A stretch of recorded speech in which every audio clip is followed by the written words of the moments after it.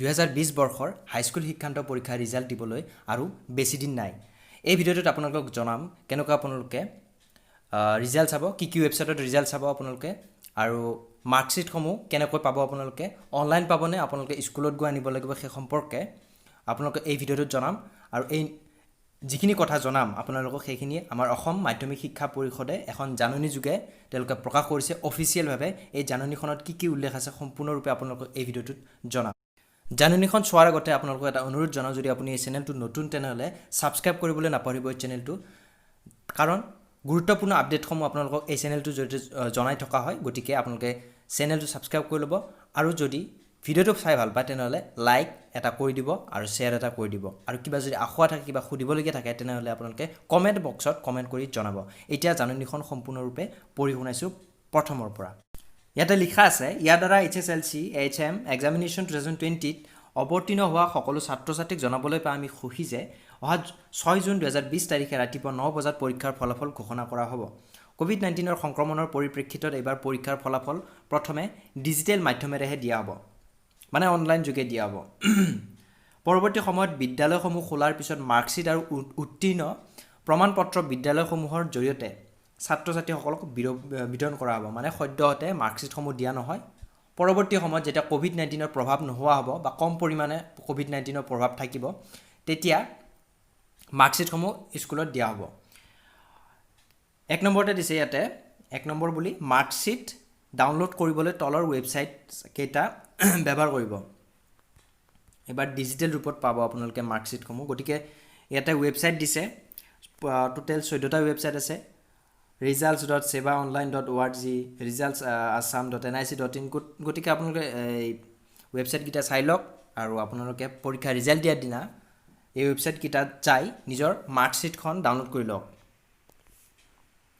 তাৰপিছত লিখিছে, প্ৰত্যেক ছাত্ৰ ছাত্ৰীয়ে মাৰ্কশ্বিট ডাউনলোড কৰিবলৈ তেওঁলোকৰ প্ৰৱেশ পত্ৰত মানে এডমিট কাৰ্ডত সন্নিৱিষ্ট থকাৰ দৰে ৰোল আৰু নম্বৰ ক্ৰম অনুযায়ী যথাস্থানত বহুৱাব লাগিব। উদাহৰণস্বৰূপে যদিহে ৰোল কেনেধৰণে ৰোল নাম্বাৰ বহাব লাগিব, ইয়াতে দেখা আছে ৰোলৰ ঠাইত ৰোল, তাৰপিছত নাম্বাৰৰ ঠাইত নাম্বাৰ, ৰোল নাম্বাৰ দুইটা বহুৱাই মাৰ্কশ্বিটখন ডাউনলোড কৰিবলৈ কৈছে। 2 নম্বৰতে লিখিছে, মোবাইল এপ সেৱা ৰিজাল্টছ 2020। সেৱা ৰিজাল্টছ 2020 নামৰ মোবাইল এপ এটাৰ কথা কৈছে। পান ইণ্ডিয়া ইণ্টাৰনেট প্ৰাইভেট লিমিটেডে ডেভেলপ কৰা গুগল প্লে ষ্ট'ৰৰ পৰা উক্ত এপটো ডাউনলোড কৰিব পাৰিব আৰু ইয়াতো ফলাফল চাব পাৰিব। গুগল প্লে ষ্ট'ৰত আপোনালোকে এটা এপ্লিকেশ্যন পাব, সেৱা ৰিজাল্টছ 2020 বুলি, আৰু সেই এপ্লিকেশ্যনটো ডাউনলোড কৰি আপোনালোকে ইনষ্টল কৰি আপোনালোকে নিজৰ ৰোল নাম্বাৰটো বহুৱাই মেট্ৰিকৰ ৰিজাল্ট লাভ কৰিব 6 জুন তাৰিখে।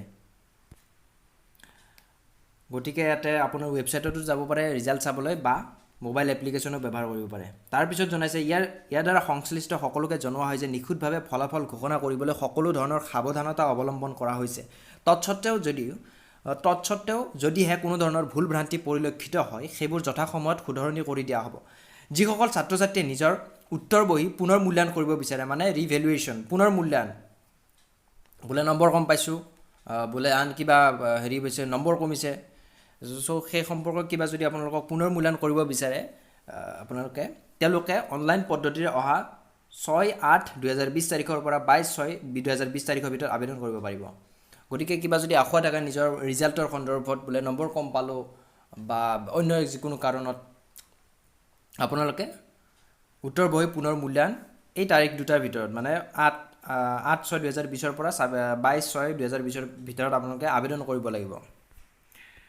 চৰকাৰী অধিসূচনা নং ইমান তাৰিখ, তাৰপিছত 11/5/2020 7 নং দফা অনুযায়ী সকলো শিক্ষানুষ্ঠানে তেওঁলোকলৈ পঠিওৱা ৰিজাল্ট গেজেটৰ জৰিয়তে ডাউনলোড কৰা ডিজিটেল মাৰ্কশ্বিট পৰীক্ষণ কৰি একাদশ শ্ৰেণীত নামভৰ্তি কাৰ্য সম্পন্ন কৰিব।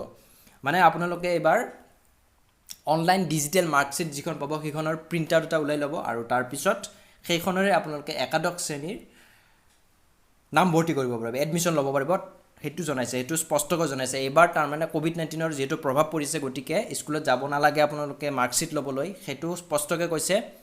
আৰু ডিজিটেল যিখন আমাৰ ডিজিটেল মাৰ্কশ্বিট ডাউনলোড কৰিব আপোনালোকে, সেইখন প্ৰিণ্ট আউট ওলাই ল'ব, আৰু এডমিশ্যনৰ সময়ত সেইখন দিলেই আপোনালোকক বিনা দ্বিধাই আপোনালোকক আৰামছে এডমিশ্যন দি দিব।